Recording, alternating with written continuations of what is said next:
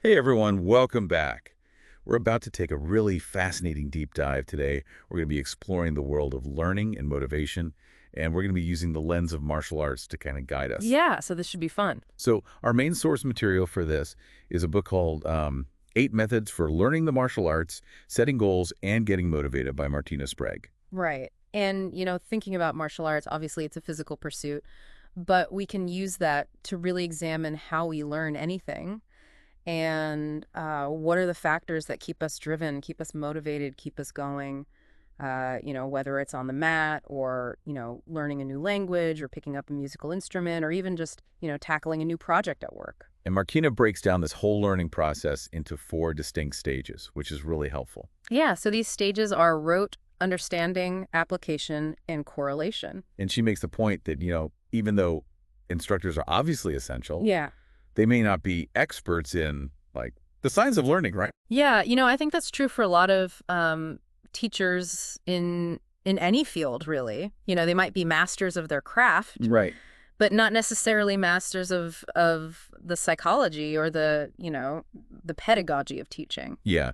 So that's where this book comes in. She really wants to empower the student or the learner to take control of their own journey, Yeah. to be proactive and to understand how they learn best. Right, exactly. That, It's like giving you the keys to your own learning engine. right, So exactly. you can really fine-tune it and optimize it for your own, personal needs and goals. So let's get started with these four stages that she lays out. The first one is rote. What is that all about? So rote learning is really that initial phase, right? It's where you're kind of like a sponge, just soaking up information, memorizing stuff. Maybe it's the sequence of movements in a form or the steps in a technique, or even just, facts and figures about history or, whatever you're learning. Yeah, like when you're learning a new language and you're just memorizing vocabulary words. Exactly, exactly. But the key point here is that rote learning is just a starting point. You don't want to get stuck there. Right. It's not enough to just be able to repeat something back. You got to understand what it means, why it's important, and how to use it in different situations. So it's like knowing the ingredients to a recipe, but not how to actually cook the dish. Exactly. It's like having the parts, but not knowing how to assemble the machine. So the book gives a really good example about self-defense. Yeah, it talks about how you might learn this phrase, don't let your fear show. Right. But that's just rote memorization. Yeah. The real skill is knowing how to actually manage your emotions under pressure. In a real-life situation where your adrenaline is pumping and you're facing a threat. Exactly. So the takeaway here is rote learning is necessary, but it's just the first step. Don't confuse repetition with understanding. Okay, so once you've got the basics memorized, you move on to the next stage, which is understanding. What does that look like? Well, understanding is where things start to click. It's when you can explain the technique or the concept in your own words, not just how to do it, but why it's done that way. You can articulate the underlying principles, even if your own execution isn't perfect yet. So you're not just mimicking anymore, you're actually starting to internalize the knowledge. Right. And one of the tips that Martina gives in the book is to, after you learn something new, try to paraphrase it. Okay. Like really try to put it in your own words and ask yourself, why is this step important? How does it connect to the other movements? What's the logic behind this? And I love how she emphasizes that even beginners can benefit from trying to teach others, even if they're just a little bit ahead. Oh, absolutely. It's one of the best ways to solidify your own understanding. When you have to explain something to someone else, you're forced to think about it more deeply. Yeah, because you can't just fake it, right? You have to actually know what you're talking about. Exactly. And if someone asks you a question and you can't answer it, well, that's a clear sign that you need to go back and review. It shows you where the gaps in your knowledge are. Right. So teaching others is a really valuable tool, even at the early stages of learning. Yeah, and it's not just about helping others, it's about helping yourself. It forces you to articulate the technique, to demonstrate your understanding, and it can even help you to connect different techniques together. So we've got the rote memorization, the basic understanding. What's the next step? Application. Application, okay. Oh, So yeah. this is where the rubber meets the road, right? Exactly. Application is where you take that knowledge that you've been building and you actually put it into practice in a dynamic environment, like, in sparring or in a real-life self-defense situation. So you're no longer just practicing in a vacuum. You're actually testing your skills against resistance. Right, because, knowing something in theory is one thing, but being able to actually do it when someone's moving against you, when the pressure's on, that's a whole different ballgame. Yeah, totally. And, Martina makes a really important point in the book, which is that just because you understand a technique doesn't automatically mean you can apply it effectively. Right. It's like, you can read all the books in the world about swimming, but if you've never actually been in the water, you're not going to be a very good swimmer. Yeah, that makes sense. So this is where those W questions that we talked about earlier become even more important. Right. The who, what, when, why, how. Exactly. So you got to ask yourself, what's the purpose of this technique in a real fight? When would I actually use it? Against what kind of attack? How do the movements work together in a dynamic situation? And what if my opponent doesn't react the way I expect? And she suggests that some instructors might not actively guide students beyond this application stage. Yeah, which can be a bit of a pitfall, right? An instructor might see a student doing a technique well in drills and assume that they're ready for the real thing. Right. But that's not always the case. So it's really important for the student to take ownership of their own learning and keep pushing themselves beyond just, basic competency in a controlled environment. Absolutely. And that brings us to the final stage, correlation. Correlation. Okay, so this sounds like where it all comes together. Yeah, correlation is like the big picture. It's about seeing how all the individual pieces fit together. It's about connecting the dots between different techniques, different styles, even different martial arts altogether. So you're not just learning a bunch of isolated techniques, you're starting to see the underlying principles that connect them all. Exactly. It's about understanding the fundamentals of movement, balance, leverage, timing, distance, all these things that apply across the board, and being able to adapt your knowledge to new situations. And it's not just limited to martial arts, right? This idea of correlation can apply to any field of study. Yeah, absolutely. Like if you're a musician, understanding the theory of music helps you to play any instrument, not just the one you're specializing in. Or if you're a programmer, knowing one programming language makes it easier to learn others. Exactly. So the takeaway here is true mastery isn't just about knowing a lot of techniques. It's about understanding the fundamental principles that underlie them all. And being able to apply those principles creatively to new situations. Right. So what are some practical ways that students can foster this sense of correlation? Well, one thing you can do is to actively look for similarities between different techniques. Like, how does a jab in boxing relate to a front kick in karate? Okay. They both use the lead leg. They both involve a quick extension. There's definitely some overlap there. Right. And another thing you can do is to try to connect what you learned in today's class to concepts from previous sessions. How does this new technique build upon what you already know? And maybe even see if you can apply those concepts to other areas of your life. Yeah, exactly. Like, the principles of balance and leverage that you learned in martial arts, those can be applied to, sports, to dancing, to everyday life. And then the most important thing, of course, is to actually put your skills to the test in more unpredictable scenarios. Like sparring. Exactly. Sparring is where you really have to think on your feet and adapt to what your opponent is doing. And maybe even try introducing distractions into your practice, like having someone yell at you or throw things at you while you're trying to execute a technique. Yeah, that's a good one. It simulates the kind of pressure you might face in a real-world situation. So now that we've got a handle on those 4 stages of learning, let's talk about some of the key factors that influence how we learn. Okay. And the first one seems pretty fundamental. Your purpose, your goals. Yeah, absolutely. Like, why are you even on the mat in the first place? Right. What's driving you? What are you hoping to achieve? Is it fitness, self-defense, mental discipline, personal growth, competition? Having a clear understanding of your why, your purpose, that's going to provide you with a powerful internal drive. Yeah, and it's not just about having a vague idea of what you want. It's about setting specific, measurable, achievable goals. Like, I want to earn my next belt by this date, or I want to be able to perform this technique flawlessly in 3 months. Right. Those tangible goals give you something concrete to work towards, to measure your progress against. It's like having a roadmap. Exactly. And she talks about how you need to be ready, willing and able to learn. Oh, absolutely. Yeah. It's not enough to just show up. You got to be mentally and physically present. Yeah, you got to be actively engaged in the process. You Oh. got to be willing to put in the work, to step outside of your comfort zone, to embrace challenges. And you got to be open to feedback, to correction, to learning from your mistakes. Yeah, because learning isn't always easy. Yeah. It can be frustrating at times. It definitely can, but that's part of the journey. So besides purpose and goals, what are some other factors that come into play? Well, primacy is a big one. Primacy, yeah. Yeah, it's the idea that what we learn first tends to stick with us the longest. Oh, okay. So first impressions matter. Exactly, which is why it's so important to get a solid foundation in the basics right from the start. Those fundamental techniques, those basic principles, they're going to be the building blocks for everything else you learn. Right.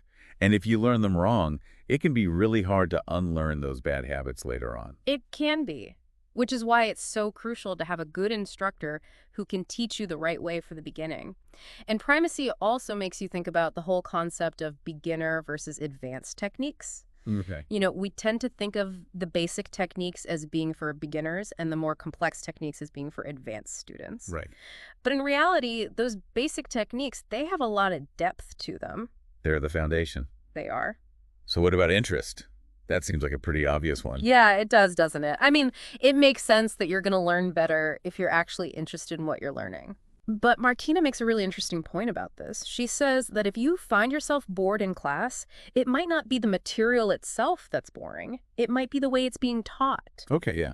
A good instructor can make even the most basic drills engaging and fun. So it's not just about the content, it's about the delivery. Exactly. And I think that's true for any kind of learning, whether it's martial arts or anything else.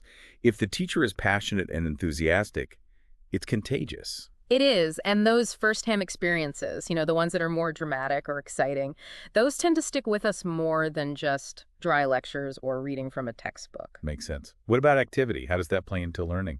Well, the key here is active engagement. Okay. Passive learning, just sitting there listening or watching, it's not nearly as effective as actively participating in the process. Right. Taking notes, asking questions, discussing the material with others, these things help to solidify your understanding and improve your retention. So it's about taking ownership of the learning process, not just being a passive recipient of information. Exactly. And in martial arts, of course, practice is paramount. Right. You can't just learn it by reading about it or watching videos. You got to actually get on the mat and do it. You do. And it's not just about mindless repetition either. No, it's about purposeful practice. Focusing on your technique, refining your movements, pushing yourself to improve. And the book also stresses the importance of practicing in realistic situations. Yes, because, the way you perform a technique in a controlled environment is going to be different from how you perform it when you're under pressure, when you're tired, when you're facing an opponent who's actively trying to counter you. Yeah. So you need to train in a way that prepares you for the real world. You do. And that might mean incorporating things like sparring into your training early on. Right. Even if it's just light sparring, just to get used to the feeling of applying your techniques against an opponent. Exactly. What about having a plan? How does that factor into learning? Well, a plan gives you structure, gives you direction, it helps you to stay on track and make consistent progress. It's like having a blueprint for your training. It is. Yeah. When you know what you're working towards and you have a clear path to get there, you're more likely to stay motivated and see results. And she also emphasizes the importance of understanding the expectations and standards that you're going to be evaluated against. Yeah, that's important because, if you don't know what the goalposts are, how can you hit them? Right. And it helps to receive recognition for your progress along the way. It does. Those little milestones, they help to keep you motivated and reinforce your learning, like, getting a stripe on your belt or passing a test or even just getting a compliment from your instructor. Those things can make a big difference. Yeah, absolutely. So learning isn't always a smooth upward climb, though, is it? It's not. We all hit plateaus. Plateaus. Yeah, those times where you feel like you're putting in the effort but not seeing any progress. Yeah, those can be really frustrating. They can. But it's important to remember that they're a normal part of the learning process. So you're saying we shouldn't get discouraged? No, you shouldn't. Because there are ways to break through them. A good instructor can help you to identify what's holding you back, to make adjustments to your training, to find new ways to challenge yourself. Okay. Sometimes it might even be helpful to temporarily shift your focus to a different area of your training. Sure. Like if you're stuck on a particular technique, maybe you work on your footwork or your conditioning for a while, and that can actually indirectly help you to improve in the area where you're stuck. That's interesting. So sometimes taking a step back can actually help you to move forward. It can. So the last factor she talks about is past experience. Yes. Our previous experiences, our existing knowledge and skills, those things provide a framework for understanding new information. So it's like building upon what we already know. Exactly. If you can connect a new technique or concept to something you're already familiar with, the learning process becomes a lot easier. It's like learning a new language. Yeah. If you already speak Spanish, it's going to be easier for you to learn Italian than it would be if you didn't speak any Romance languages at all. Exactly. And the same principle applies to martial arts.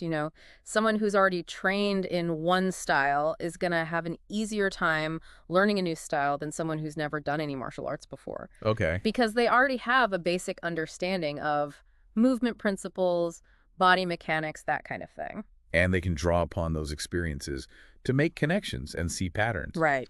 So now let's get into one of the most insightful parts of the book, which is where she talks about tailoring learning to your individual style. Yeah, that's a huge one. Because we don't all learn the same way, right? We don't. Some people are visual learners, some people are auditory learners, some people are kinesthetic learners. And it's important to understand your own dominant learning style so that you can optimize your training. So let's break it down. What are some effective teaching methods for someone who learns best by listening? Well, for auditory learners, clear and precise verbal instructions are key. The instructor might describe the technique in detail, using numbered steps or maybe even metaphors or analogies to help the student to visualize it. And they might benefit from verbalizing the techniques themselves. Yeah, like, talking themselves through the movements as they're practicing, or maybe explaining the technique to a partner. And the book even suggests that instructors should be open to students quietly talking themselves through the movements during practice, as long as it doesn't disrupt others. Yeah, some people find that it helps them to focus and to remember the steps. Makes sense. What about visual learners? For visual learners, demonstrations are crucial. They need to see the technique being performed in order to really understand it. And they might find it helpful to have diagrams or pictures to refer to. Yeah, definitely. And it's important for them to position themselves so they have a clear view of the demonstration. And they might find it distracting if the instructor is talking a lot during the demonstration. They might, they might prefer to just focus on the visual aspect. So a good instructor will be aware of these different learning styles and try to accommodate them. They will. They might provide both visual and auditory cues. They might allow students to move around to get a better view, that kind of thing. Okay. And lastly, what about kinesthetic learners? The people who learn by doing. For kinesthetic learners, hands-on experience is everything. Okay. They need to actually feel the movements in their own body in order to learn them. So they might benefit from shadowboxing or practicing with a partner? Yeah, absolutely. And they might start mimicking the instructor's movements during the demonstration. That's not necessarily a sign of impatience. It's just their way of processing the information. It's how they learn. Yeah. So a good instructor will understand this and provide plenty of opportunities for kinesthetic learners to practice the techniques. Okay. So she also talks about these two different ways that people process information, inside out versus outside in. Yeah, so inside-out learners, they tend to focus on the details first. Okay. They want to understand the individual components before they see the whole picture. So it's like building a house brick by brick. Yeah, kind of. And then outside-in learners, they prefer to see the big picture first. Okay. They want to understand the overall goal or purpose before they dive into the specifics. So it's like seeing the blueprint of the house before you start laying the foundation. Exactly. And neither approach is better than the other. They're just different. Right. It's just about understanding how you learn best. It is. And it's interesting how an instructor with a strong preference for one style might misinterpret a student with the opposite style. Like an inside-out instructor might think that an outside-in student is disorganized or lacking attention to detail. Right. And an outside-in instructor might think that an inside-out student is missing the forest for the trees. Yeah, so it's important for both the instructor and the student to be aware of these different learning styles and to communicate effectively. Absolutely. The student should feel comfortable telling the instructor how they learn best. Right. And the instructor should be flexible enough to adapt their teaching methods to accommodate different learners.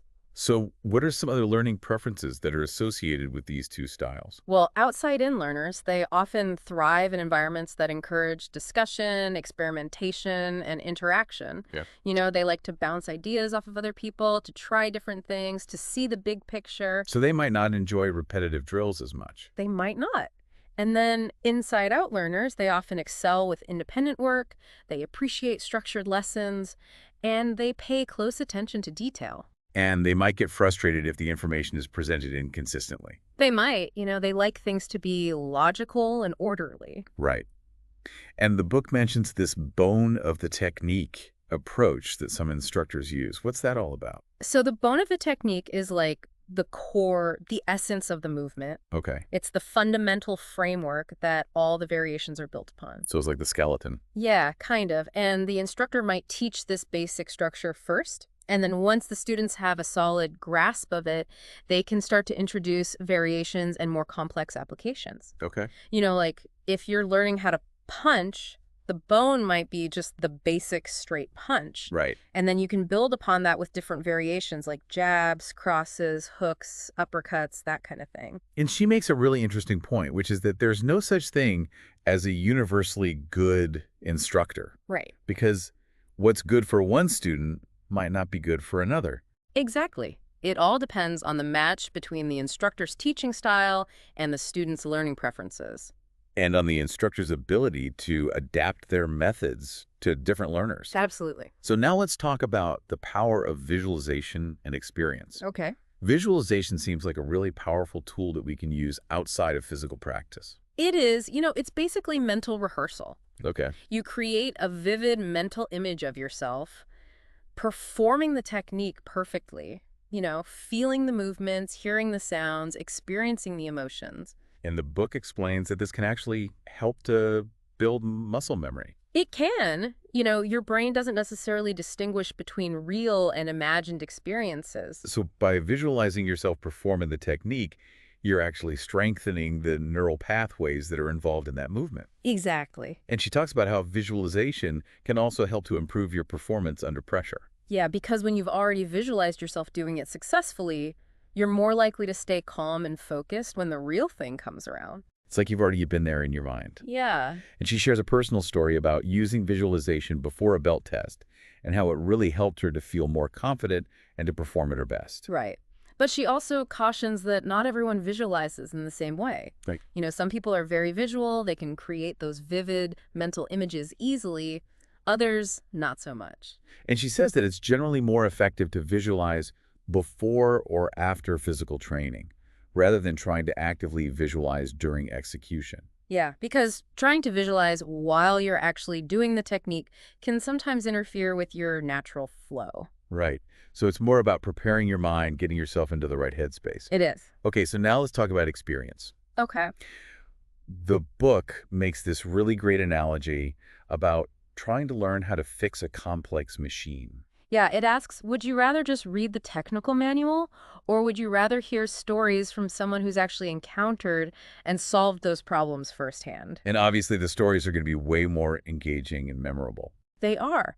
And that's because experience goes beyond just theoretical knowledge. It's about the lessons you learn from actually doing something, from making mistakes, from facing challenges, from finding creative solutions. So in martial arts, your training experiences aren't just about accumulating techniques, they're about gaining real-world insights. Exactly. You learn how to adapt, how to improvise, how to deal with the unexpected. And those lessons are invaluable. They are. And the book talks about how an instructor who can share relevant personal anecdotes and real-world examples can really enhance the learning experience. Right. It makes the information more relatable, more meaningful. It does. It's like if your instructor can tell you a story about how they use this technique to defend themselves in a real fight, that's going to stick with you a lot more than just reading about it in a book. Absolutely. And the book talks about learning within the structured environment of the dojo versus learning in more dynamic settings. Yeah, so the dojo provides a safe and controlled environment for learning the basics, for practicing techniques, for getting feedback from your instructor. Right. But it's also important to experience those techniques in less structured settings, like in tournaments or in seminars, Right. where you're facing different opponents, different styles, different And challenges. those experiences can really help you to refine your skills and to see the gaps in your knowledge. They can. And the book also emphasizes the importance of learning from your fellow students. Right. You're not just there to learn from the instructor. You can learn from everyone in the room. Exactly. And sometimes those peer-to-peer interactions can be even more valuable than the formal instruction. Yeah, because you're getting different perspectives. You're seeing how other people are applying the techniques. Right. And you're learning how to adapt to different body types, different styles, different personalities. And it creates a sense of community. It does. I really like that concept of reverse engineering a lesson. Yeah, that's an interesting one. She uses the example of grappling. Right. So the instructor might throw the students into a grappling situation without any prior instruction on specific techniques. Okay. And the idea is to let them experience the challenges firsthand.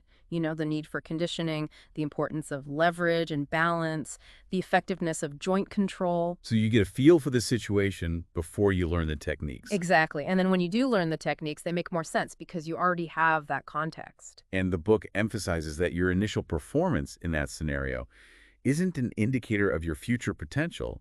It's just a way to get a feel for the situation. Right. It's about experiencing the problem before you learn the solution. And that real-world pressure, like what you experience in a competition, that teaches you valuable lessons that go beyond simply winning or losing. It does. It teaches you about your own strengths and weaknesses, about Yeah. how you react under pressure, about how to manage your energy and your emotions. So simply being told something isn't the same as having a meaningful embodied experience. It's not, that's why a black belt with limited actual sparring experience might not be as proficient as someone with less formal training, but more real-world experience. Yeah, because they've actually been tested. They've had to adapt, to improvise, to think on their feet. Exactly. And while enjoyable learning experiences are certainly beneficial for motivation, they shouldn't be confused with pleasant ones. Okay. Like sparring can be challenging, it can be uncomfortable, it can even be painful at times. Right. But it's also incredibly valuable for developing your skills. So it's not always going to be fun, but it's going to be worthwhile. Right. And the key is to create a learning environment that avoids excessive frustration or anger, because those emotions can actually hinder learning. Right. It's about finding that balance between challenge and enjoyment. Exactly. Okay, so now let's talk about the structure of effective learning. She lays out these 4 key segments that typically make up a well-organized lesson. Right. What are they? So those segments are introduction and explanation, demonstration, application, and then summary, review, and evaluation. Okay, so let's start with the introduction. What's the purpose of that?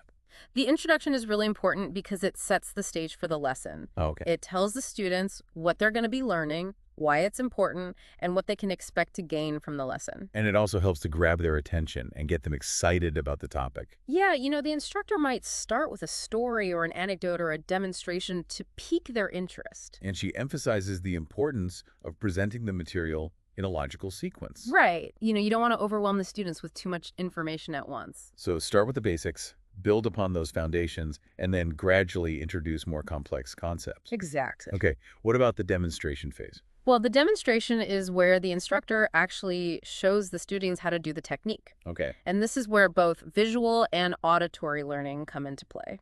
Right. So the instructor might show the technique while also explaining the steps verbally. Yeah. And the length of the demonstration might vary depending on the complexity of the technique and the experience level of the students. Right. A more advanced technique might require a longer, more detailed demonstration. Okay. And she also suggests demonstrating the technique from multiple angles. Yeah, that can be really helpful. Like facing the students so they can mirror your movements. Right. And then with your back to them,